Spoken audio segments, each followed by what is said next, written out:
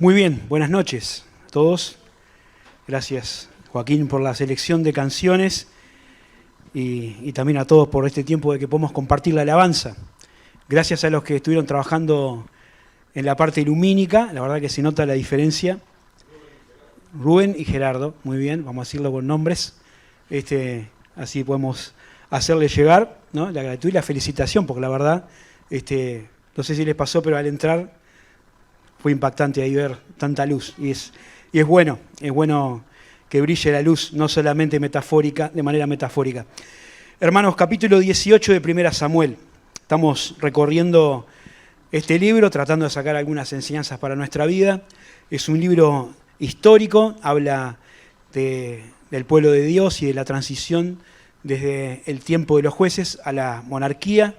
Ya vimos, o estamos viendo, porque no terminó del todo, el paso del primer rey de Israel, de Saúl, el rey que el pueblo había elegido, como ellos querían, un hombre grande, fuerte, que fuera delante de ellos a la guerra, y cómo empezó a fallar en las cosas que Dios le decía, hasta que el Señor decidió desecharlo y escogió a alguien conforme a su corazón, a David, como todos conocemos, pero David recién comenzaba a surgir. En el capítulo 17, que acabamos de ver en las últimas reuniones, vimos el salto a la fama, podríamos decir, de David, cuando, yendo a hacer unos mandados para sus hermanos mayores, se encontró con aquel desafío que lanzaba cada mañana el paladín de los filisteos, el gigante Goliat, y él se decidió a enfrentarlo, ¿no? Y no solamente lo enfrentó, sino que, para sorpresa de todos, lo derrotó a pedrada limpia, le cortó la cabeza, y sin duda que eso provocó no solamente una gran victoria del ejército de Israel, sino un impacto tremendo, porque la noticia de esta batalla, de esta victoria y de la forma en que se había logrado, fue como un reguero de pólvora ahí entre la gente, como vamos a ver ahora en el capítulo 18. Y cuando Saúl vio a este muchacho, que lo conocía, pero sé que no sé si le andaba bien la cabeza o no se acordaba o no lo tenía registrado, dijo, ¿y este de dónde salió?, ¿no? Así termina el capítulo 17, dice, ¿y este de quién es hijo? ¿Este quién es?, ¿no? ¿Cómo teníamos a Messi sentado en el banco de suplente? No lo podían creer. Así que se quedaron con David, dice que no lo dejaron volver a la casa de su padre. Y vamos a mirar otras consecuencias que tuvo en la vida de David y en la vida de las personas que rodeaban a David este hecho, ¿no? Lo que había pasado ese día frente a Goliat cambió la vida de David, ¿no?, y la vida de Saúl. Fue como un punto de inflexión, ¿no?, en la vida de los dos, de manera que de acá en adelante toda la experiencia de Saúl va decreciendo, ¿no? Es una pendiente hacia abajo, sin remedio, pero la vida de David va ascendiendo hasta que termina ocupando el lugar que Dios le estaba llamando a ocupar. Quiero pensar en tres cosas. Antes de leer el texto del capítulo 18, pensar en tres cosas que tuvieron como consecuencia la victoria de David frente a Goliat. Primero, la admiración del pueblo, ¿no? David se ganó la admiración del pueblo. Otra cosa que se ganó David fue la amistad de Jonatán. Y la tercera cosa que David se ganó fue la animosidad de Saúl, ¿no?, la enemistad de Saúl. Así que vamos a leer el capítulo 18, aunque no vamos a ver todo hoy, creo, pero para tener fresca la historia. Dice, aconteció que cuando él hubo acabado de hablar con Saúl, el alma de Jonatán quedó ligada con la de David, y lo amó Jonatán como a sí mismo. Y Saúl le tomó aquel día y no le dejó volver a casa de su padre. E hicieron pacto, David y Jonatán, porque él le amaba como a sí mismo. Y Jonatán se quitó el manto que llevaba y se lo dio a David, y otras ropas suyas, hasta su espada, su arco y su talabarte. Y salía David donde quiera que Saúl le enviaba y se portaba prudentemente. Y lo puso Saúl sobre gente de guerra, y era acepto a los ojos de todo el pueblo y a los ojos de los siervos de Saúl. Aconteció que cuando David volvió de matar al filisteo, salieron las mujeres de todas las ciudades de Israel cantando y danzando para recibir al rey Saúl con panderos y con cánticos de alegría y con instrumentos de música. Y cantaban las mujeres que danzaban y decían, Saúl hirió a sus 1000 y David a sus 10.000. Y se enojó Saúl en gran manera y le desagradó este dicho y dijo, a David dieron 10.000 y a mí 1.000, no le falta más que el reino. Y desde aquel día Saúl no miró con buenos ojos a David. Aconteció al otro día que un espíritu malo de parte de Dios tomó a Saúl y él desvariaba en medio de la casa. David tocaba con su mano como los otros días y Saúl tenía la lanza en su mano. Y arrojó Saúl la lanza diciendo, enclavaré a David a la pared. Pero David lo evadió 2 veces. Mas Saúl estaba temeroso de David por cuanto Jehová estaba con él y se había apartado de Saúl. Por lo cual Saúl lo alejó de sí y le hizo jefe de 1000, y salía y entraba delante del pueblo. Y David se conducía prudentemente en todos sus asuntos, y Jehová estaba con él. Y viendo Saúl que se portaba tan prudentemente, tenía temor de él. Mas todo Israel y Judá amaba a David, porque él salía y entraba delante de ellos. Entonces dijo Saúl a David, he aquí, yo te daré Merab, mi hija mayor, por mujer, con tal de que me seas hombre valiente y pelees las batallas de Jehová. Mas Saúl decía, no será mi mano contra él, sino que será la mano de los filisteos contra él. Pero David respondió a Saúl, ¿quién soy yo, o qué es mi vida, o la familia de mi padre en Israel, para que yo sea yerno del rey? Y llegando el tiempo en que Merab, hija de Saúl, se había de dar a David, fue dada por mujer a Adriel, Meolaíta. Pero Mical, la otra hija de Saúl, amaba a David, y fue dicho a Saúl, y le pareció bien a sus ojos. Y Saúl dijo, yo se la daré, para que sea por lazo, y para que la mano de los filisteos sea contra él. Dijo pues Saúl a David por segunda vez, tú serás mi yerno hoy. Y mandó Saúl a sus siervos, hablad en secreto a David, diciéndole, he aquí, el rey te ama, y todos sus siervos te quieren bien, sé pues yerno del rey. Los criados de Saúl hablaron estas palabras a oídos de David, y David dijo, ¿os parece a vosotros que es poco ser yerno del rey, siendo yo un hombre pobre y de ninguna estima? Y los criados de Saúl le dijeron esta respuesta, diciendo, tales palabras ha dicho David. Y Saúl dijo, decid así, David, el rey no desea dote, sino siempre pucio de filisteos, para que sea tomada venganza de los enemigos del rey. Pero Saúl pensaba hacer caer a David en manos de los filisteos. Cuando sus siervos declararon a David estas palabras, pareció bien la cosa a los ojos de David para ser yerno del rey.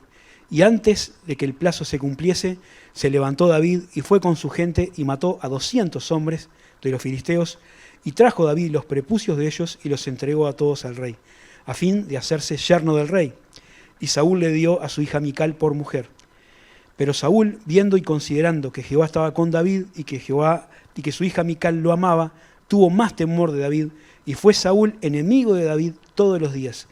Y salieron a campaña los príncipes de los filisteos, y cada vez que salían, David tenía más éxito que todos los siervos de Saúl, por lo cual se hizo de mucha estima su nombre.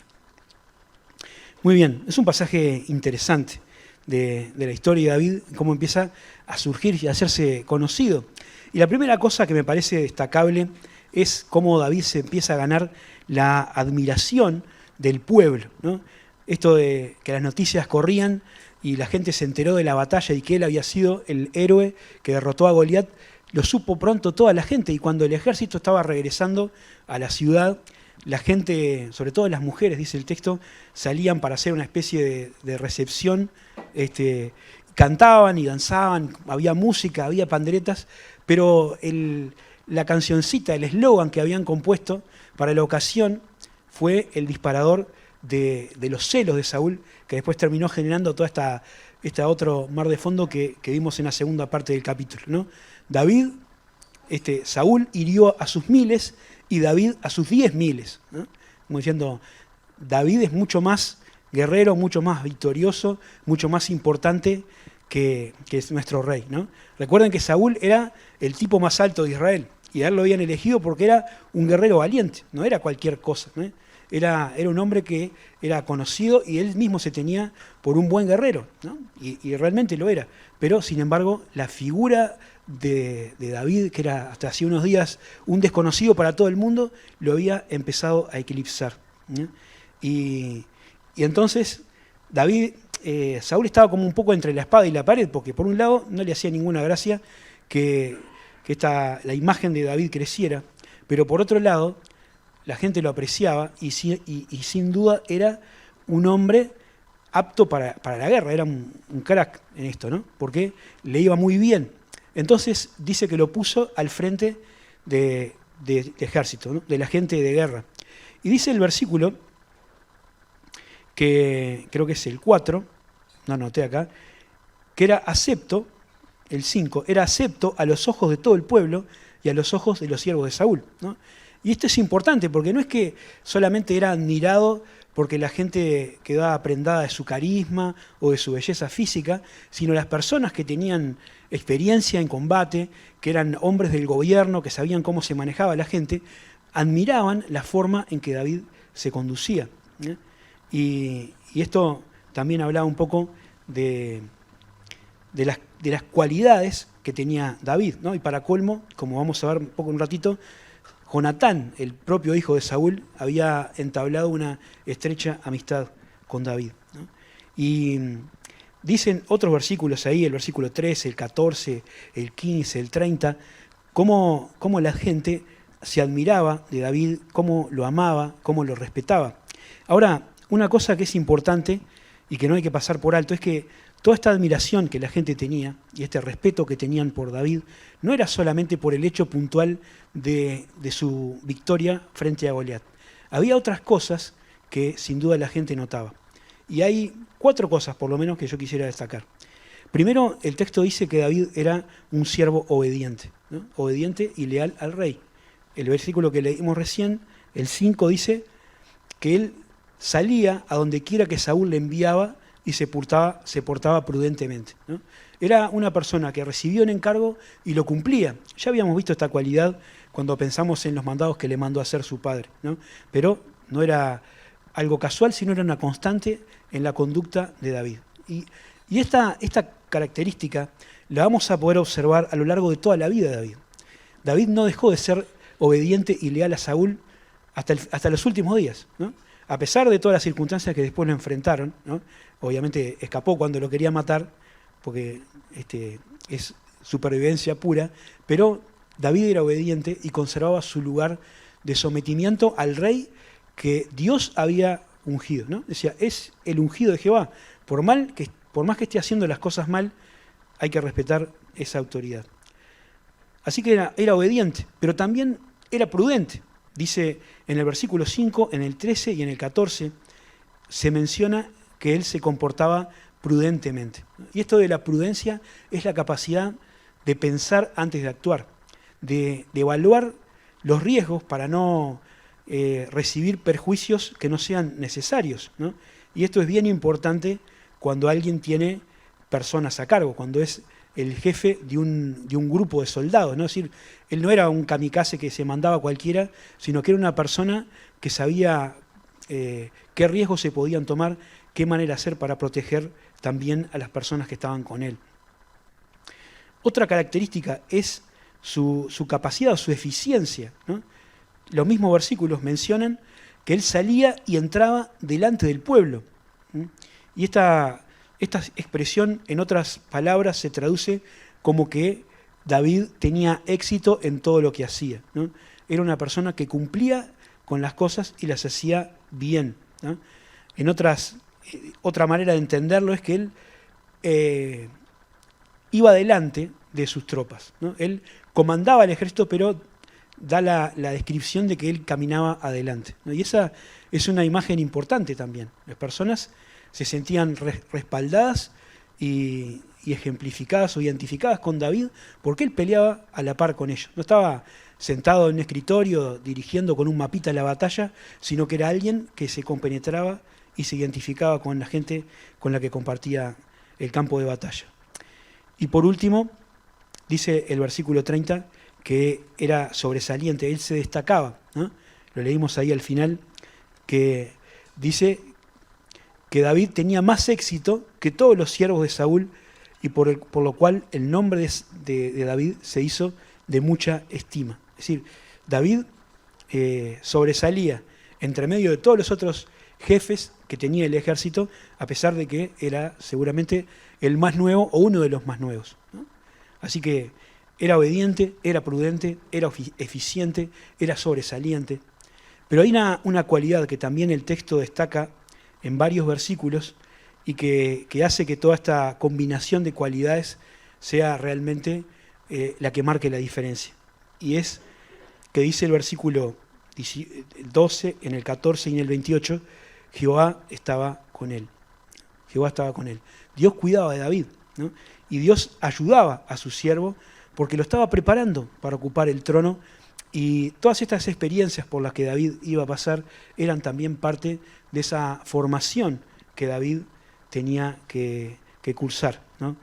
David, en su oficio o en su posición de soldado y después como fugitivo, muchas veces enfrentó la muerte, ¿no? Enfrentó diversos peligros. Sin embargo, David sabía también que el Señor estaba con él. Cuando él se ofreció para pelear contra Goliat, él dijo: el Señor me cuida, ¿no? Me enfrento a los leones, a los osos, arrebato las ovejas de mi padre de su boca, y este filisteo no va a poder hacer nada porque Jehová está conmigo, ¿no? Y esa es una tónica también que marca toda la vida de David, ¿no? Incluso con sus altibajos. Dice el Salmo 27, Jehová es mi luz y mi salvación, ¿de quién temeré?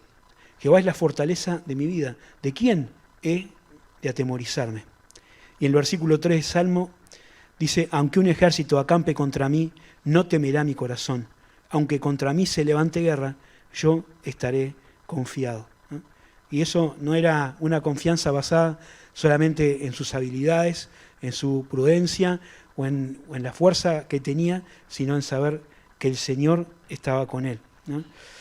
Y mantuvo esa confianza a pesar de las vicisitudes y de lo que tuvo que enfrentar con Saúl, ¿no? Decía recién, el resentimiento que el rey Saúl tenía con David no era una cosa tácita, no era algo que él no decía, ¿no? Sino que muchas veces se lo hizo saber de una manera violenta, como acabamos de leer, pero a pesar de eso, Saúl no modificó su conducta ante sus ataques, se mantuvo leal y fiel al rey. Y eso fue también forjando su camino al trono. Así que es interesante, ¿no?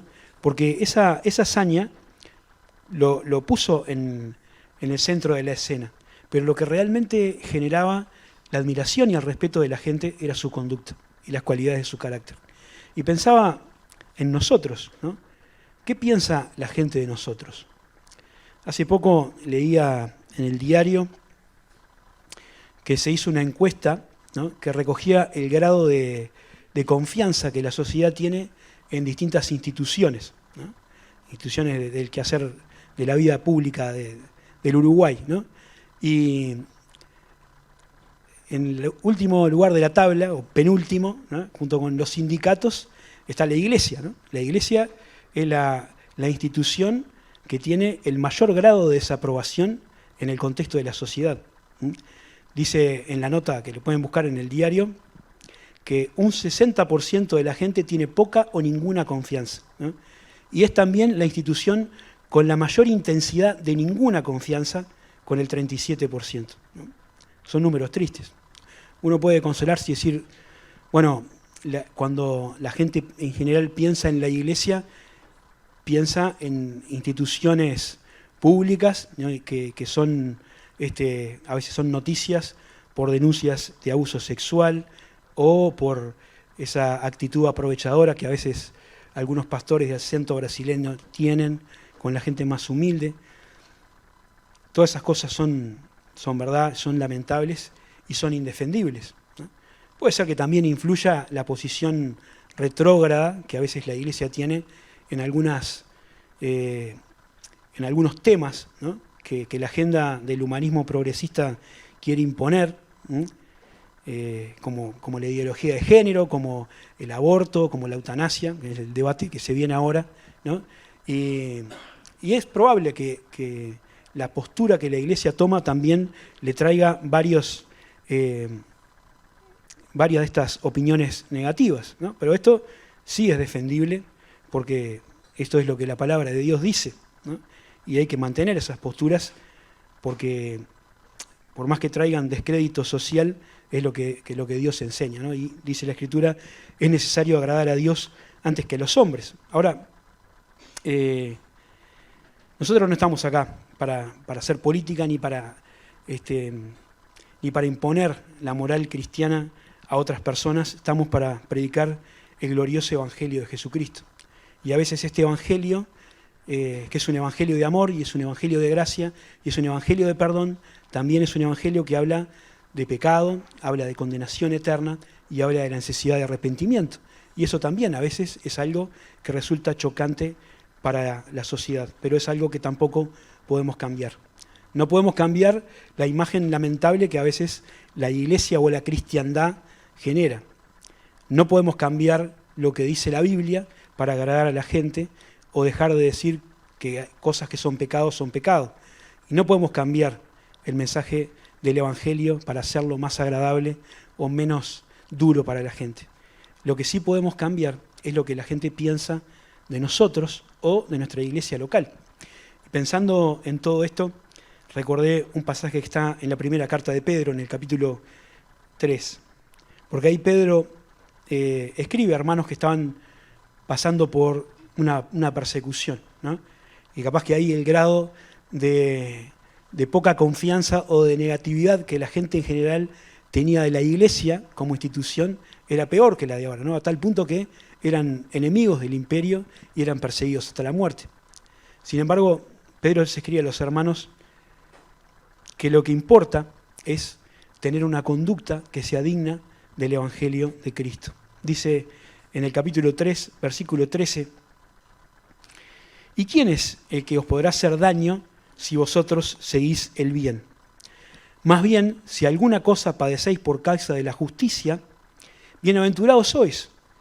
Por tanto, no os amedrentéis por temor de ellos, ni os conturbéis, sino santificad al Señor, a Dios el Señor en vuestros corazones, y estad siempre preparados para presentar defensa con mansedumbre y reverencia ante todo aquel que os demanda razón de la esperanza que hay en vosotros, teniendo buena conciencia, para que en lo que murmuran de vosotros como de malhechores, sean avergonzados los que calumnian vuestra buena conducta en Cristo.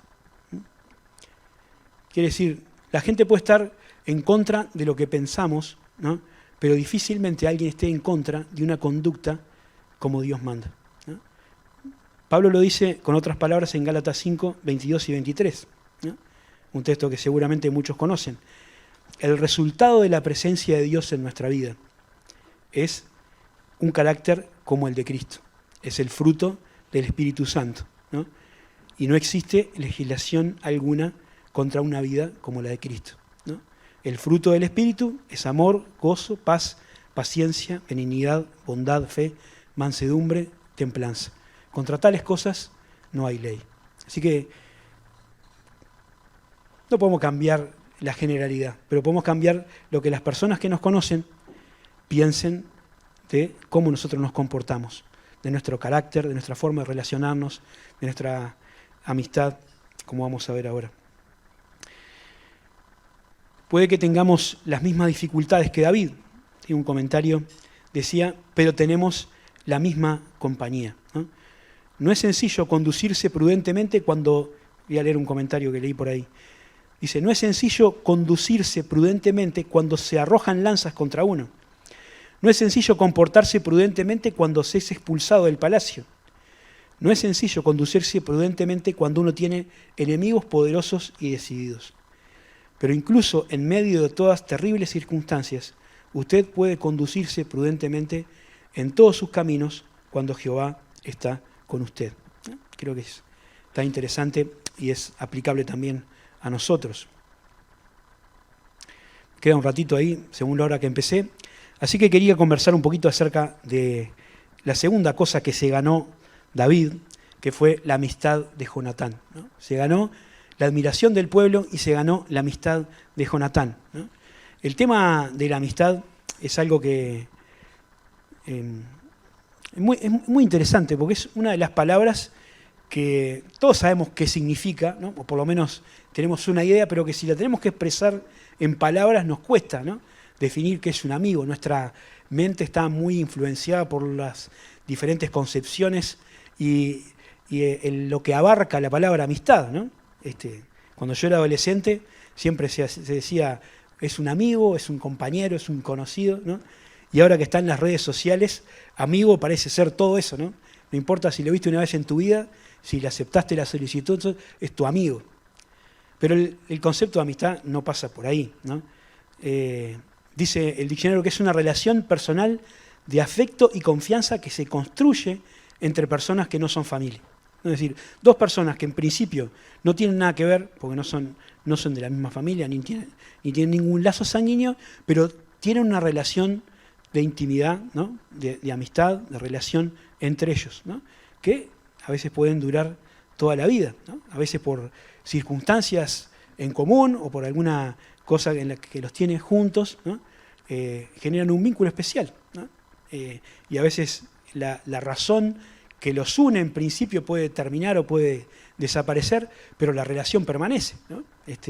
Seguramente muchos acá tengan amigos que hicieron durante la época del liceo o de la facultad o del estudio, ¿no? O del trabajo. Bueno, terminó esa relación, terminó esa etapa, pero uno conserva la relación, porque los amigos siguen para toda la vida, no es una relación que uno puede mantener en el tiempo, ¿no? Y es importante la amistad. Dios nos creó a nosotros como personas, como seres que necesitan, ¿no? El contacto con otras personas. Dijo Dios cuando creó a la mujer que no era bueno que el hombre estuviera solo, ¿no? Y la mujer fue formada para que seamos mutuamente una ayuda idónea, ¿no? Pero también tenemos la ventaja de poder tener amigos en el camino de la vida cristiana. Qué importante que son. Y hay un montón de cosas que la Biblia dice acerca de la amistad, ¿no? Los proverbios son una fuente interesante de consejos y de descripciones acerca de la amistad, ¿no? Dice, por ejemplo, que la amistad verdadera es aquella que no solamente está en las buenas, sino también en las malas. El amigo es incondicional. Proverbios 17 dice, en todo tiempo ama el amigo y es como un hermano en tiempo de angustia. Es decir, no solamente para los cumpleaños y para la fiesta, sino en las situaciones complicadas, que son a veces las que más hacen por fortalecer un lazo de amistad, ¿no? Otra característica es la sinceridad, ¿no? Un buen amigo es aquel que tiene la confianza suficiente como para decirte las cosas como son, que no solamente te pasa la mano por el lomo y te dice que está todo bien, que vos tenés razón y la culpa es de los otros, sino el que es capaz de agarrarte al costado y decirte lo que estás haciendo está mal, estás cometiendo un error, esto no es así, ¿no? Fieles son las heridas del que ama, pero importunos los besos del que aborrece, dice Proverbios 27:6. Otra traducción dice, más te quiere tu amigo cuando te hiere que tu enemigo cuando te besa, ¿no? El enemigo no se preocupa por tu bienestar, el amigo sí. Y aunque alguna cosa no te guste escuchar, te la dice porque es un verdadero amigo, ¿no? Y los amigos también son inspiradores, ¿no? Son aquellas personas que nos ayudan a mejorarnos mutuamente. ¿Se acuerdan de ese proverbio que dice, hierro con hierro se aguza o se afila, ¿no? Así es el hombre, o así el hombre aguza el rostro de su amigo, ¿no? Quiere decir que en el contacto, que en la charla, que en el tiempo que pasan juntos, los amigos se ayudan a mejorar mutuamente, siempre y cuando, claro, los amigos dediquen tiempo para conocerse y para conversar cosas que valen la pena, ¿no? No dedicarse al chisme o a la crítica, sino a compartir cosas que son de provecho y de bendición. Y siempre que se habla de amistad, se trae el ejemplo de David y de Jonatán, ¿no? Ellos entablaron una relación de profunda amistad, que es un ejemplo bíblico precioso de lo que significa la amistad. Y ahí en el versículo 1 hasta el 4 vemos cómo Jonatán quedó muy impresionado por David, ¿no? Dice que cuando él hubo acabado de hablar con Saúl, el alma de Jonatán quedó ligada con la de David y lo amó Jonatán como a sí mismo, ¿no? Seguramente se está refiriendo a ese momento cuando David se presentó en la tienda de Saúl para decir que él se iba a enfrentar al filisteo. Jonatán vio aquello, vio la confianza que se tenía David, vio que confiaba en Dios, ¿no? Y lo vio como un alma o como una persona con la que tenían muchas cosas en común, ¿no? Por un lado, no tenían nada que ver, porque David era, como él dice después, un hijo de una persona pobre, un simple campesino, y él era el príncipe, el heredero al trono, ¿no? Pero por otro lado tenían en común que eran personas valientes, personas que enseguida se metían a actuar, que actuaban, y también eran personas que confiaban en Dios, ¿no? Jonatán, al contrario de Saúl, era un hombre que confiaba en Dios y que fue capaz de ver lo que su padre no vio, ¿no? Saúl se empecinó en mantenerse como rey de Israel a pesar de que el Señor lo había desechado. Se obstinó y al punto de que intentó muchas veces matar a David para mantenerse en ese lugar que ya había perdido. Pero Jonatán entendió rápidamente que el trono de Israel ya no era para Saúl ni iba a ser para él, sino que era para este joven que estaba a su lado, al que él estuvo dispuesto a ayudar. Y qué interesante es que Jonatán lo demostró de una manera práctica, ¿no? Dice el versículo que Jonatán se quitó su manto, ¿no? Le dio su ropa, le dio su espada, le dio sus armas, ¿no? Le dio cosas que eran de él personalmente y que lo identificaban como el príncipe, el heredero al trono. ¿Se acuerdan que leímos que nadie tenía espada en Israel, ¿no? Lo único que tenían espada eran el rey y su hijo, y Jonatán, ¿no? Ahora la espada la tenía David. Era una forma tácita de decirle a David que él estaba dispuesto a ceder el trono a este joven que empezaba su andadura en ese día, ¿no? Así que Jonatán pudo forjar esta relación de amistad porque no había entre ellos esta tensión por el trono que sí tenía con Saúl. Jonatán dejó el lugar a David. Y David tampoco se puso en tren de decir, bueno, ahora correte porque ahora vengo yo, sino que siguió ocupando su lugar y trabaron una amistad muy linda, ¿no?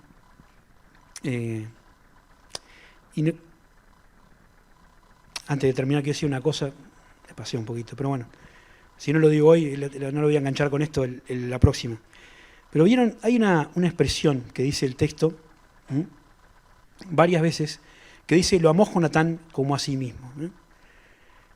Cuando Saúl y Jonatán mueren en batalla, ¿sí?, y les ha avisado a David de esto, él hace una canción, ¿no? Una canción de endecha, de lamento.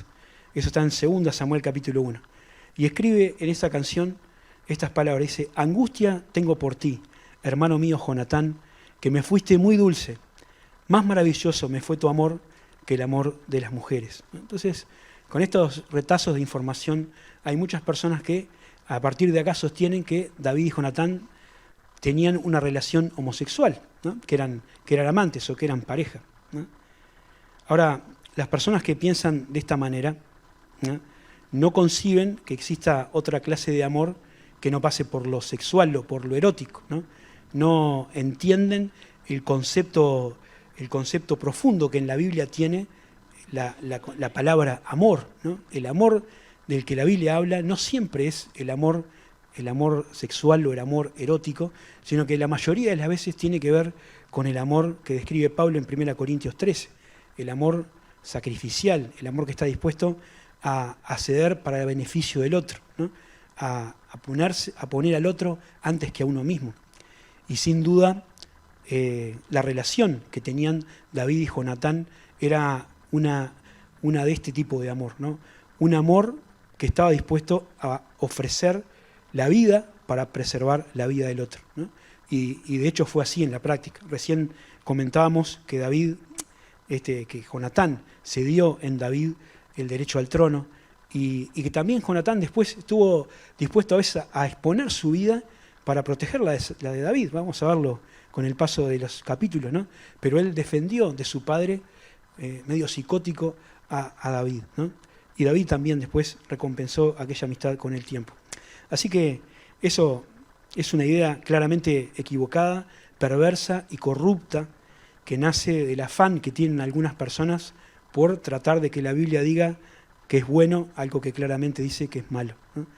La Biblia condena la homosexualidad y David era un hombre que amaba la palabra de Dios, que amaba a Dios y sin duda no era, la relación que ellos tenían no era de esa clase, sino que era una amistad una relación de amistad sana que es la que nosotros tenemos que cultivar. Disculpen que me pasé, que Dios bendiga su palabra.